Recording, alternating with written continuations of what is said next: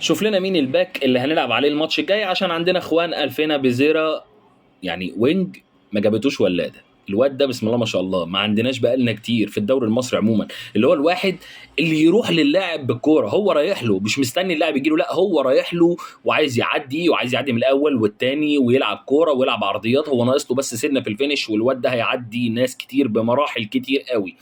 الزمالك النهارده بيفوز على المصري 3-0، نتيجه مستحقه مليون في الميه. الزمالك النهارده عمل اجمل مباراه ليه في الدوري من ساعه ما الدوري ابتدى.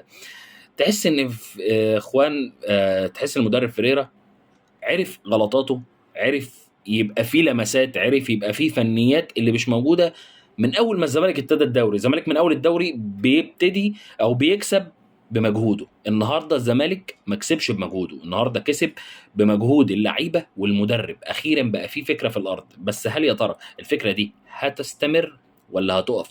النهارده الزمالك عمل احلى مباراه، نتكلم عن نقطه نقطه في المباراه، وهنتكلم الاول عن تشكيل الزمالك اللي الزمالك ابتدى بيه، بعد كده نتكلم عن الفنيات.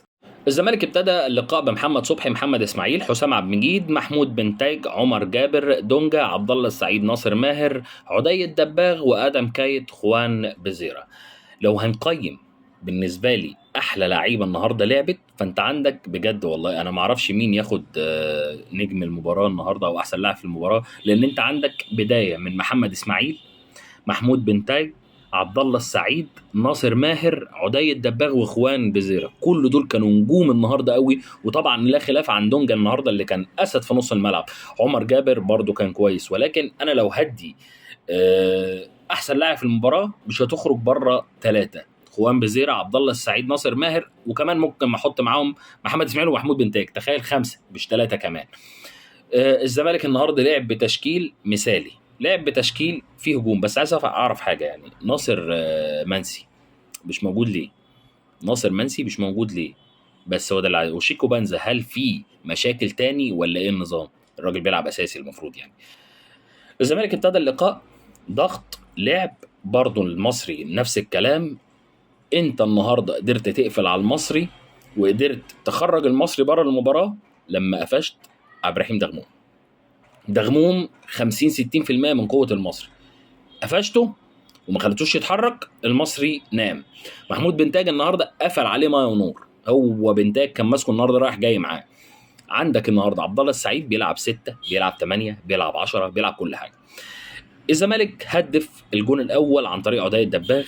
بعد الجون الاول والشوط الاول ما انتهى، الشوط الثاني ابتدى، وادم كايد جاب جاز، مش قادر يتحرك يا عيني، وده بان في كذا كوره مش قادر يتحرك. طب نبدله، لا استنى مثلا بعد ما تعب بحوالي 10 دقايق وراح مبدل ادم كايد. اخيرا الحمد لله يعني شاف اللي احنا كنا شايفينه، والمدرب اخيرا عرف احنا عايزين ايه، راح مبدل ادم كايد. التبديل اللي ما عجبنيش بس هو خروج خوان بزيرة، كنت ريحت عبد الله السعيد. الراجل عمل اللي عليه وزياده. خوان بزيرة لما بياخد الكوره بيجري كل الناس معاه، بياخدهم بيفتح معاهم. طبعا عمرو ناصر 10 على 10، احمد شريف في بدايات ضربه جزاء مستحقه. هنتكلم عن الطرد بتاع المصري.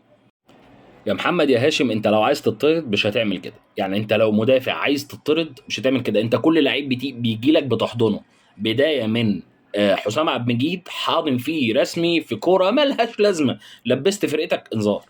بعديها الكرة مرفوعة برضو بعيدة شوية عن عمرو ناصر، برضو رحت ماسكه وحضنه. انت في عندك نقص حنان ولا حاجة؟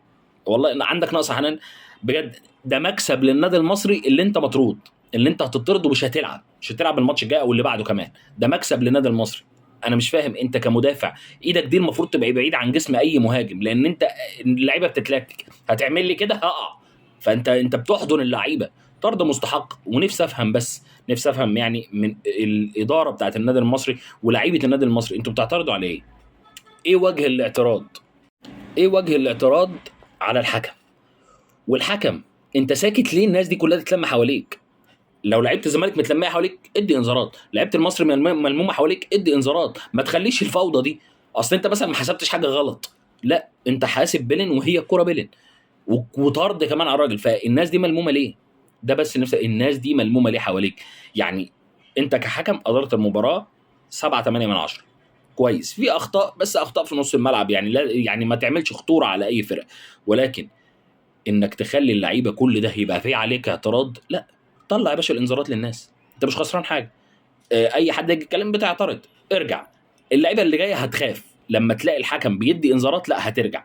لكن طول ما ده بيجي بيبجح وده بيجي بيزعق وده بيجي يشوح هتدي انذارات، اللعيبه دي هتخاف تجي لك. يعني هي دي اللي كانت ناقصه، بس ان حضرتك يبقى عندك حته الجرأه شويه في تطليع الانذارات، لان هم يستاهلوا بصراحه الانذارات.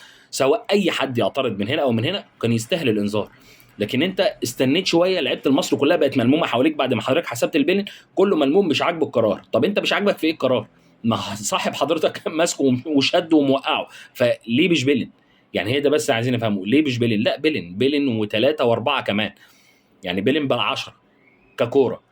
الزمالك النهارده ادى كوره، اتمنى الاستمرار على الكوره اللي الزمالك قدمها النهارده، ويكون في اكثر فنيات. الزمالك النهارده لو تلاحظوا كان بيلعب على كوره معينه، بس كان اللعيبه بتتاخر سنه، فالراجل كان بيقع في الاوفسايد.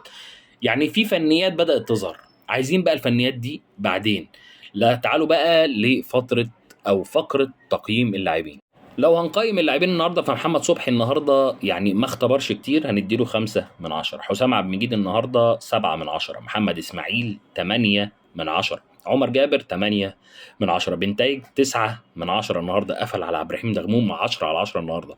دونجا 8/10. عبد الله السعيد 9.5/10. ناصر ماهر برضو 9.5/10. ادم كايد هو شوط والراجل ريح جاب جاز 6/10. عدي الدباغ النهارده، اللي مش فاهم عدي الدباغ، عدي الدباغ يعني كل الدفاع كله وتعبهم جدا وطلع عينهم صراحه. 8/10. اخوان بزيرة 7/10. لو كان كمل في اللقاء صدقوني يعني كان عدى 7. والله تستاهل اكتر يا ابني. والله تستاهل 8 و9 كمان على الكوبري اللي الواد لبسه في نص الملعب. عمرو ناصر ياخد 4/10، ولو كان جاب سجل جون كان هياخد تقييم اعلى من كده. عبد الحميد معالي عنده كوره، الراجل بيلعب. احلى حاجه انه بيلعب فري، ناحيه اليمين عادي ناحيه الشمال عادي، بيلعب في الناحيتين ما بيقولش لا. الراجل ده ياخد النهارده 4/10. نزوله كان متاخر شويه، وطبعا ان شاء الله ياخد وقت اكتر الفترات الجايه.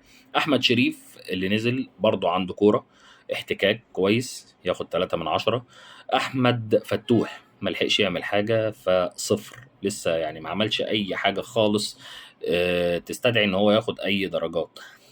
كان عندك بره على الدكه صلاح الدين مصدق، وانا مش عارف ليه ما بتعتمدش عليه. بارون اوتشينج اللي هو الباك اليمين مكان عمر جابر، كنت اتمنى تنزله ياخد ثقه في قلب الملعب مكان عمر جابر. ناصر منسي اللي ما نزلتوش النهارده خالص، والمهدي سليمان.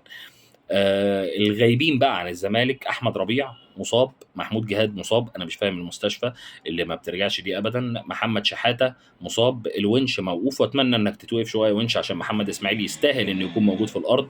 عواد من قرار مدرب، عبد الرحيم ايشو قرار مدرب، شيكو بنزا قرار مدرب، معنى كده ان في مشكله حصلت او عمل مشكله تاني. سيف فاروق جعفر قرار مدرب بعد الخوازيق اللي لبسناها في خط النص في مركز 6 المرة اللي فاتت، مع وجود سيف فاروق جعفر اللي كان سبب من أسباب خسارة نادي الزمالك أمام وادي دجلة. ده تقييمنا لنادي أو لعيبة الزمالك. إن شاء الله الزمالك طبعا هيكون باي في الجولة ال11، ونتمنى الزمالك في الجولات الجاية. سلام.